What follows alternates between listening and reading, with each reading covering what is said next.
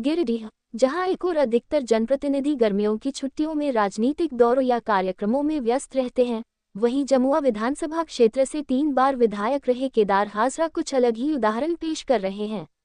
इन दिनों वे सादगी के साथ खेतों में पसीना बहाते नजर आ रहे हैं।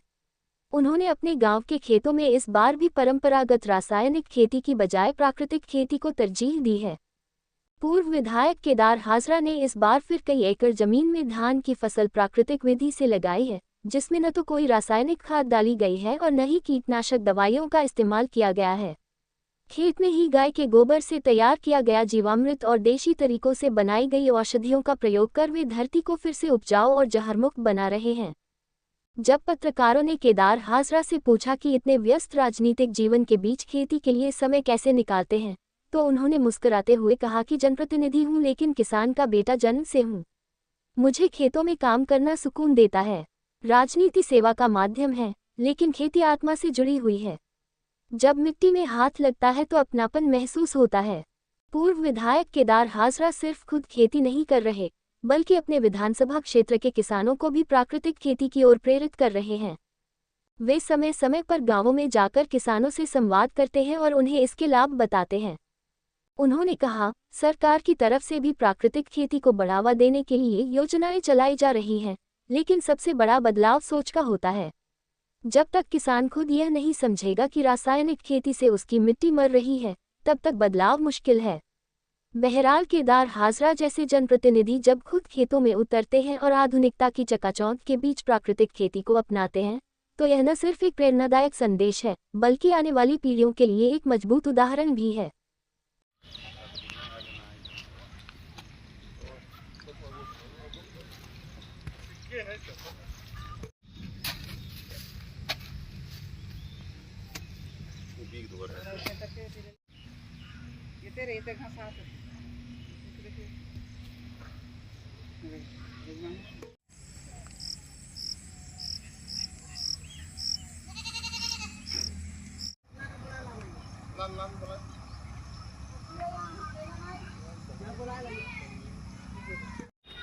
सावन का महीना है और भारत कृषि प्रधान देश है और झारखंड में भी कृषि की महत्ता है। और इसी दृष्टिकोण से आज मैं अपने खेतों में लगातार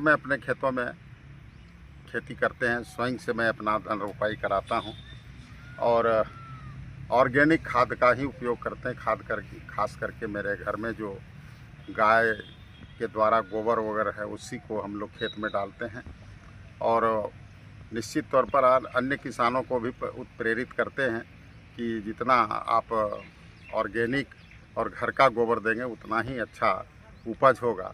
और आज आप देख रहे हैं कि जनप्रतिनिधि के साथ साथ मैं किसान का बेटा भी हूं और किसान के बेटा होने के नाते ज़मीन से जुड़ा है, खेत से जुड़े रहते हैं।